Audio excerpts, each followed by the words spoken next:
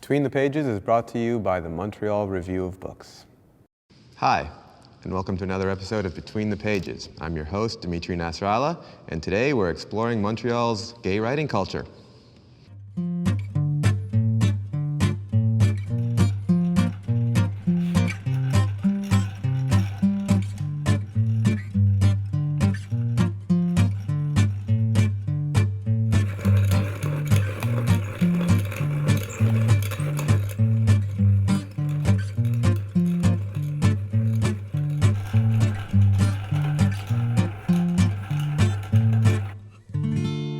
Montreal has been a hotbed for both the gay community and writing culture. It was only a matter of time before it all joined together into one significant cultural force. Today we sit down with three writers who explore these issues of identity and the city to talk about what makes the scene and what makes the writing.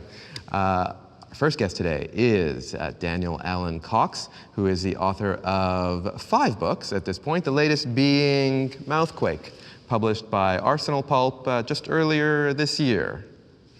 Thanks for joining us. Our second guest is Peter Dubé, who is no stranger to Montreal's writing community, has been writing here for nearly 2 decades at this point. It's getting there, yeah. Book number 6 is Beginning with the Mirror, 10 stories about love, desire, and moving between worlds. It was published by Left Press. Welcome. And finally, we have a Montreal fixture in our journalistic community, Richard Burnett, who many readers will know from the pages of the Montreal Gazette, where he is an entertainment reporter, and before that, from the pages of the alt weekly The Hour, where he had the syndicated column, $3 Bill. Welcome to you all. Daniel, I'd like to begin with you. Perhaps we should begin with the most significant feature of this discussion, which is the writing. Perhaps you can take us back to when you first decided you wanted to start writing. And were these issues, the issues of identity, something that percolated up early on? I'd have to say no. I mean, my first experience in writing, which I consider to be anything of a serious nature, was in songwriting. I was in a band, and I wrote lyrics for the band. And then once I abandoned music, a few years later, I actually realized what I enjoyed about it, which was the aspect of writing for it. You know, so I do to this day tie in writing with musicality, and that's definitely a key part of my story. So then identity came in a bit later, once I began to realize who I was and who I was becoming, and that's how it became part of it. Okay, so the coming out part of the equation was something that happened in tandem with becoming more serious about the writing. Sure, you know. As you begin to look for, as a young person that has like more experiences in life and new experiences, you need new language to describe that. So it's often looking within yourself for those words and those terms and that's lexicon, and also to other writers who have already partly articulated that journey for you. And what other writers did you look towards? Oh, at the time, I mean, it was all very haphazard. It wasn't really like looking, which is why, I've always loved wandering into libraries and wandering into bookstores. So it really is the process of stumbling across. Sure, of course, yeah. Of course. I mean, so this is why we, and like I'm sure we'll eventually get to that, but we do need spaces where we can stumble into, to find things. But I mean, just, to name some Montreal writers who I discovered early, possibly Gail Scott, one of Montreal's experimental writers who now works at UDM and who continues to produce awesome literature, and yeah, so I mean, it's about finding things that you didn't know existed before. So you're a young man stumbling across writers who are writing about identity, questions that you're considering writing about yourself, discovering the difference between, I guess, the boundary between your personal and private, public space that writing affords you. How long did it take you to get the balance right in your writing, about how much you put of yourself on the page, how much you fictionalize, what you keep private? Mm-hmm. That's a very interesting, discussion there, right? And this relates to our how we perceive ourselves in our books. I'm sure everyone here has a thought on that, right? The balance is different with every book. I try to do books a little bit differently every time. I try to be experimental based on the fact that experimental writing can't die because it's always new. So there's some kind of a comfort in there, right, for me. And it's about exploring personal terrain rather than necessarily continuing something I did. So I notice I'm a little bit different in terms of allocating how much, how many personal details to reveal of myself in each book. It's always a bit of a different mask. It's always a bit of a different filter, and it depends on my subject matter. So formalism is quite important, from what I gather from what you said there. Experimentation is happening parallel to the confessional nature elements of the book. And in a way, it's helping guide the vehicle, kind of like what Gail Scott does in a way too. And to an extent, Peter, this is part of your conversation as well. Can we go back to your first book? Because this is really where, when you begin to publish for the first time, it's one thing to write the book. It's another thing to put it out there and have that conversation be part of everyone you know and meet new people because of the work. What was that experience like, publishing your first work? Yeah, for me it felt very confessional, in a sense. And I have to admit, I was a little bit probably, too preoccupied by the confessional aspect rather than the actual book presentation itself. Preoccupied by what was in the book, or what your thoughts were about putting it out there? I would say by the reaction to it, right? Okay. So it's kind of easy with your first book to get distracted by the reaction and to focus on that and not on the actual work. And so I think over time, I think as a writer, I've learned to separate those two things and to keep my opinion of the book whole and intact, and then to, of course, integrate it with the public reaction. Brought to you by the letter M. There's a slew of things I want Eric to hear, and it upsets me that he can't. So I just keep lists of them and randomly hotmail them to him, hoping the imagined sounds burst the hidden eardrums in his head. Machine gunning through broken concepts that are otherwise smooth. Murderous attacks on consonants. Murmuring to make the listener think the problem is their hearing and not my speech. Mixing metaphors if the conflict will be less than a mouthful. Meandering from the subject. Sounds that lead people to believe I find daily existence more delicious than it actually is. Marbles tumbling in the space a name should occupy. Milking the first half of a word, hoping the last half changes shape before coming out. Mangling a thought to the point where someone questions my sureness or my honesty. Mouthing things to myself seconds before I say them. Missed practice runs. Mistaken signs of affection. Morrissey. Mike and the Mechanics. Massive Attack. Peter, you've been writing for longer than Daniel. Have you had similar experiences where people have approached you in gratitude for opening a door that they didn't even know was there? Yeah, often email or Facebook messaging, or and after readings, you get those kind of comments, and they're gratifying, they're important, right? Because I conceive of my work as being in dialogue with other people's work and with actual other people, you know, and so that concretizes that relationship in really interesting ways. It's feedback and it's valuable, and you want your work to have a positive kind of presence in the world. That's the only way you know when that's happening, right? Is talking back. Now, over the 6 books and multiple other forms of writing that you've put out there, you've zigzagged across. I mean, the identity is in some of them, and in others you've geared towards more formalistic, more magic realist, in your case, elements.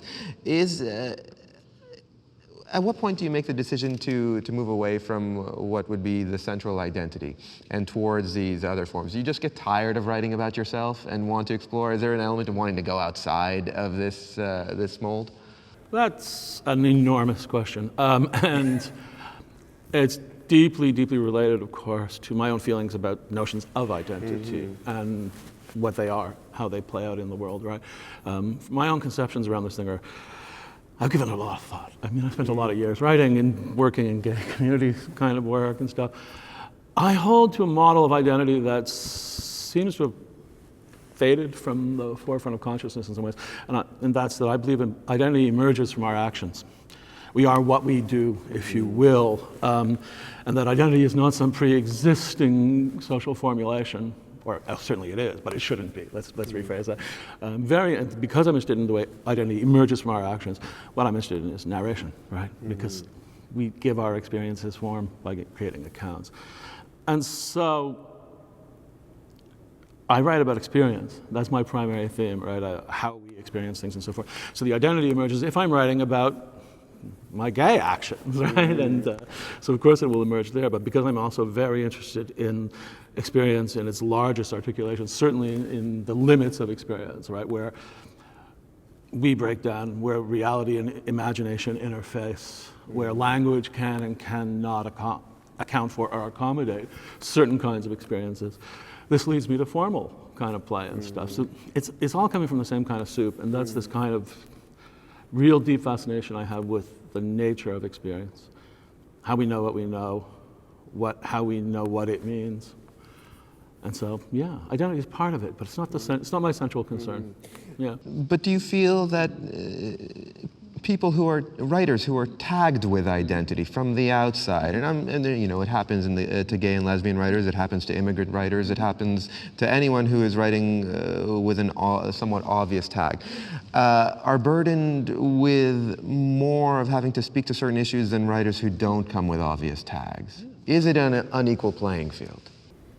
Well, yeah. I mean, the world is an unequal playing field, right? I mean, but do we have to accept that? Are we being pragmatic about it? Is it just that we have to accept that the world is like? No, you need to respond to it. That's the difference, right? I mean, and the problem you raise is the problem on the table right now. What do these 3 men have in common to form a panel? Right? I mean, we need, I think, the 3 of us to respond to that question as well, right? Just to jump in, here on the panel, there are no authors of color. There are no women, no trans writers, no writers who are disabled, and we have to acknowledge these. It's true. It is a white gay male panel. It is. And I thought about Dean, as I do daily now. I lay back, tracked the all but imperceptible movements of the clouds. I saw the shapes of covered wagons, angry giant saurian things, mushrooms and Mayan profiles emerge as my gaze fluttered, and atmospheric conditions carved at their edges. Then something entered my peripheral vision. A long, tapered bird soared in and circled overhead. In lazy loops, it swung over the pond and began to descend. As it came closer, I recognized the thing. A heron.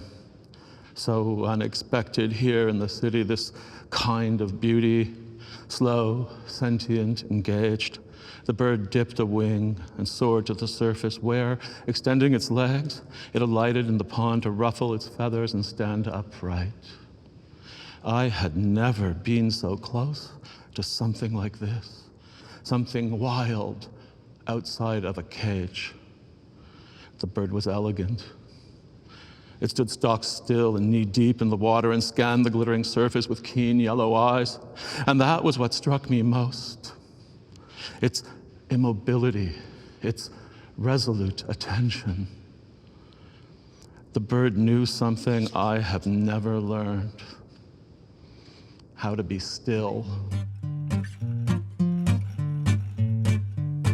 And we should veer the discussion back to that, because we are talking about identity, and we shouldn't cover any of this up. Richard, I'd like to bring you into the conversation, because you get an overview of all this. As an entertainment reporter, you've been around long enough to provide a litmus test with the confidence within this particular community and how it's evolved. What have you seen over your years? Well, I mean, I've been writing about LGBT issues in mainstream and alternative media for about 20 odd years.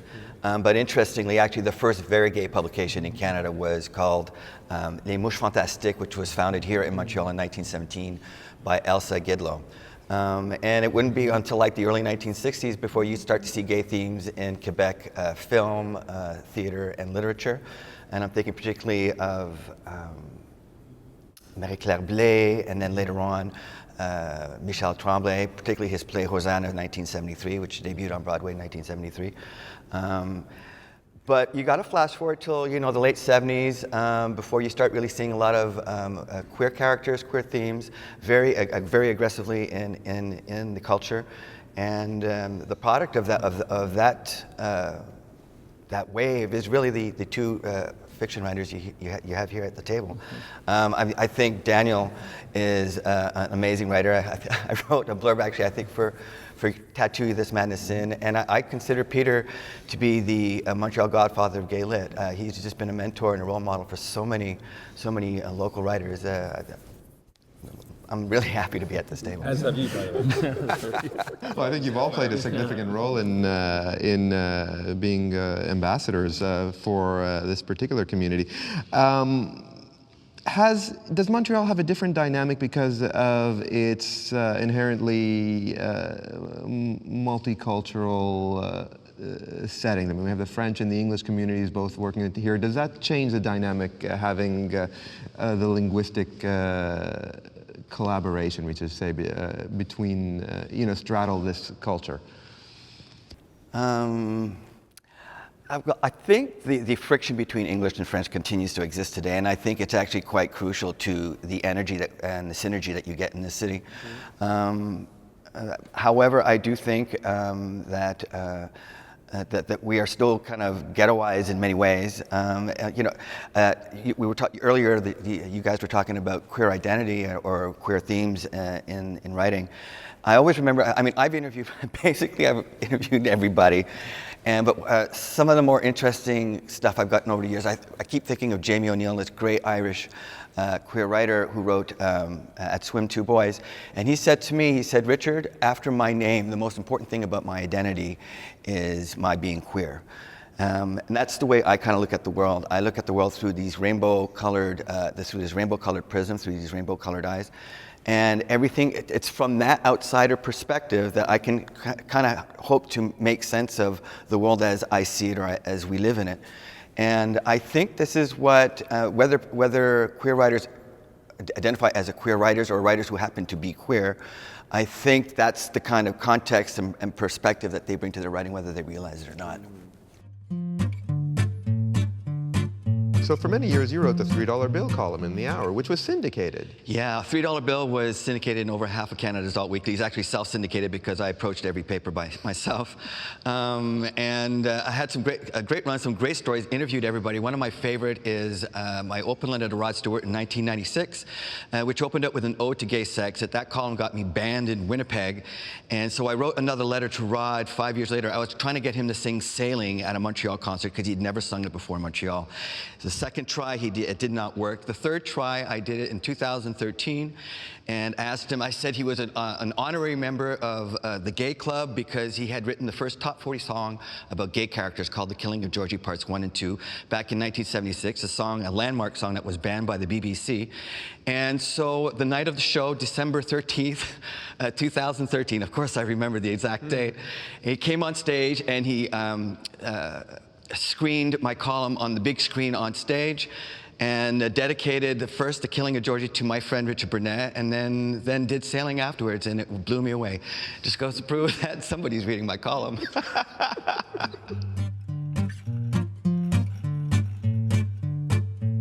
Perhaps I can open up this question to all of you, because Daniel, you touched upon it earlier, and it's definitely the elephant in the room here, is that this is predominantly a white gay assembly of writers.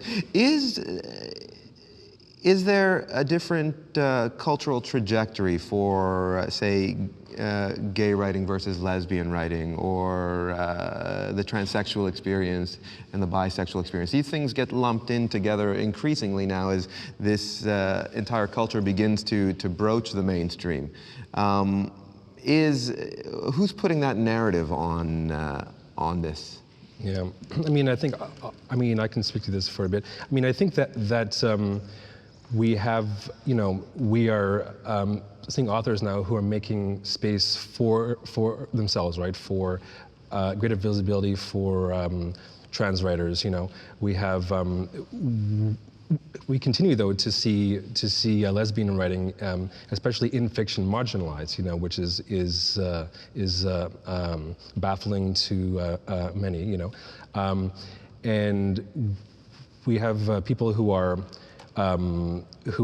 working to make our institutions, right? So whether it be media or education, which books are assigned in schools, which books are available in bookstores and libraries, to be more representative of the different experiences that are being articulated today. But there's like a lot of work to do. There's still not a lot of visibility for queer authors of color. But I mean, that's changing, and there actually are publishers, and there are journalists, and there are media personalities who are giving this the visibility it deserves. And I mean, Richard and I, we had a very interesting discussion earlier on this year about what's the importance of gay lit, So we had discussions around the fact that like in certain circles, maybe like in certain, for let's say white cisgender gay males of privilege living in certain North American cities, it occupies less of a position. But we always do need our stories to be told, and experience is actually different for everybody, So. There's a problem too here in that even as we speak of a proliferation of identity formations and a really vibrant, lively, beautiful thing, and stories being told, of course, there's this countervailing pressure, right, that comes down to create identity categories, even as they emerge and are doing really interesting things, right? And this comes certainly from outside the community, comes from within it as well, right? The endless kind of HRC efforts. And what the elephant in the room really here is that this is a function of neoliberalism, right? That there is a lot of power invested in organizing and categorizing and creating stability, right?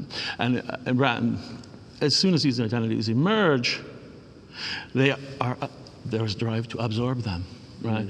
Yes. To strip them of specificity, it's a question right? Of who controls the language? Yeah, and who controls the money, for God's sake, right? Because I mean, for example, one of the big focus of the gay movement for the last 20 years was, this kind of marriage equality drive, which is really deeply problematic in a lot of ways, right? Because what we're looking at there is a drive not to correct a system that is foundationally unjust, but rather to get ourselves included in the privilege. That's a very different project from the one I'm more interested in, right? It's not about getting a little more privilege. It's about dismantling privilege, right? To basically dismantle and to together reshape institutions that don't work for all. Richard, you wanted to get in here. Yeah, I was going to say a lot of our cultural gatekeepers are really quite conservative, and so it's the whole thing to go again back to queer identity. I remember in New York City in 1980-81, you had this group of 7 gay male authors called the Violet Quill. 4 of those gentlemen have passed on, but 3 of them, Andrew Holleran, Edmund White, and Felice Picano, who is the godfather of gay lit, as I call him, are still around. Felice was telling me some years ago when in 1996, he published his great New York Times bestseller called Like Friends in History. And the subtitle was A Gay American Epic. And he had a battle with his publisher over whether it should be called an American epic or a gay American epic. He fought to have gay put back into the title because, as far as he's concerned, it's a gay American epic. And if straight people are incapable of picking up the book just because that word is on the cover, I mean, this is one of the things that's kind of like we're dancing around here because when we're talking about identity politics or just identity, as Daniel was saying, queer people need to see themselves reflected in the culture, whether it be on the silver screen, whether it be on the television, or in the literature that they read. And I know for a fact, I mean, just listening to these 2 boys, the people that come up to them at book signings, the emails that we get. I've had some readers, a $3 bill over the years. It's like 60-year-old older men going, you know what, reading your column all these years gave me the courage to come out to my family and, leave my, it's important to have it right there up front and center, and even though there is, it helps enable people to create compartments and labels, I still think for a certain extent, you kind of need to have it out there in your face, otherwise it just goes by. So there's a conflict at work here. I mean, we need to present the language for people to stumble across the categories in the first place, but there's a certain co-opting happening along the way. It's like everything else, it's dialectical, right? It's like everything else, right? And it's also about to ensure that when I hear things like gay lit isn't relevant anymore, I kind of think about places and contexts and geographies where it hasn't even made its debut. Mm-hmm. So how has it had a chance to become irrelevant there, or in those contexts? So it's about, as Peter mentioned before, about showing multiplicity of experience, right? Mm-hmm. And the notion of gay and queer used to be more of a dangerous idea, and so it could use it could introduce something dangerous and something new into culture, something dangerous and new into writing.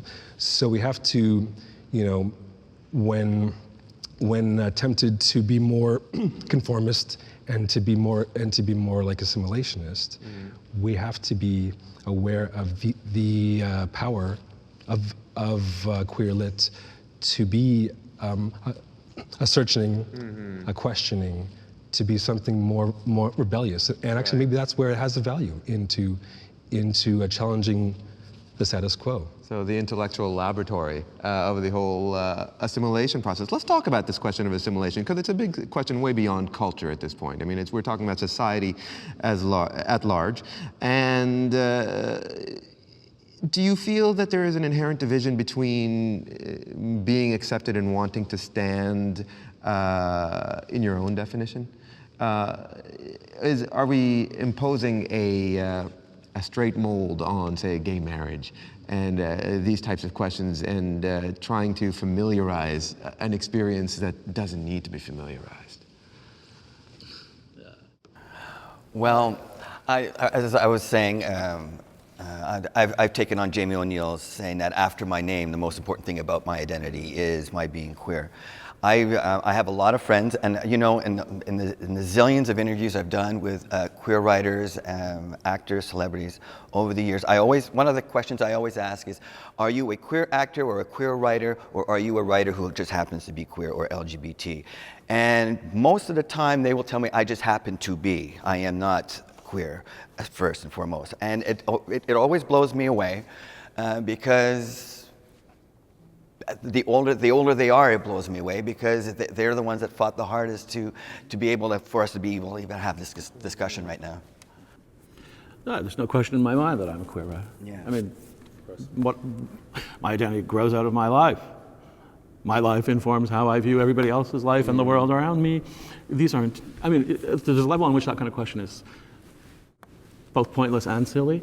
I mean, you are what you do, once again, right? And I don't just like guys, I really like guys, right? I mean, it's a big part of my life and my experience, right? So of course, it's kind of an academic, not even an academic question, because academics would have a lot to say about it. But I really do think there's a sense in which we need to speak clearly about these issues and begin with some very fundamental definitions of what we mean by things.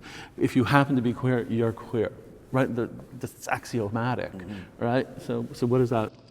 Well, I mean, earlier you touched upon how the real elephant in the room here is neoliberalism. And in North America, you are seeing something of a larger identity crisis happening beyond this given subject. I mean, is this part and parcel of a larger debate that's happening in society right now? And where do you think that debate might be leading? I mean, you were saying, you were joking earlier that the four identities in LGBT might as well be 5 times as much. I mean, where are we going with all this? Where are we going? That's a huge question. Yeah. Give me a little tea. But I mean, if we were to, I guess let me pack it back in a little more. Because, yes, let's go there. So we have writers who feel, you know, that to be part of a mainstream writing movement is not perhaps the highest goal, right? Some who actually feel differently, and this is fine. Multiplicity of experience. So we've also gays who feel that to pursue marriage legislation across like all provinces and countries and states is also not the highest goal if it means that we're ignoring other issues affecting queer life, you know, such as advocating, you know, against the criminalization of HIV positive people, or to advocate for more prisoner rights, or to fight transphobia, poverty, better access for housing and healthcare, you know, sex worker rights, senior rights, all this stuff. So and these aren't cultural questions. We're talking about human rights now. Yeah. So this is a very cut and dry perspective on this. Yeah, sure. Yeah. So I guess writers just have a lot more to consider these days, you know, when they're, you know, starting that chapter, right? There's like many more perspectives in play here. And you still go back to the basic questions. Marriage equality rights, right there, okay? There's a very important question, right? Why aren't we asking them one that's even more fundamental? Why should anyone be accorded rights and privileges and economic benefits on the basis of their relationship status, period? Gay, straight. When we started looking at the issues around marriage, we look at the history of the gay community, certainly the organized gay political movement. Its roots are in the counterculture of the 60s and 70s, which we're asking much more fundamental questions, right? So now, why are we not saying, if, to quote Trudeau père, the state has no business in the bedrooms of the nation, fair enough. Why then do they legislate privileges based on what people are doing in their bedrooms, right? In the sense of they're married or single. Right. Why isn't that a question? Exactly. So like as writers, we all wrestle with this stuff, you know. We all wrestle with you know, how to like address this in our work.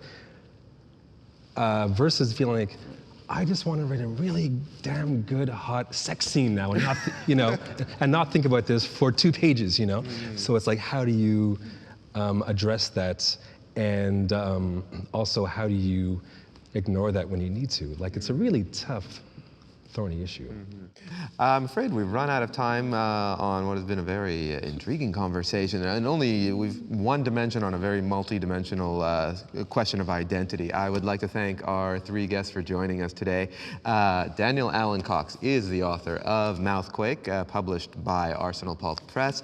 Peter Dubé is the author of Beginning with the Mirror, 10 Stories About Love, Desire, and Moving Between Worlds, published by Leafy Press and Leafy Press. And Richard Burnett is the entertainment reporter for the Montreal Gazette, where you can read him regularly. And I'm sure you can go back and look for some $3 bill editions online. As always, I would like to thank the Gaston-Miron building for hosting us here today. And until next time, keep reading.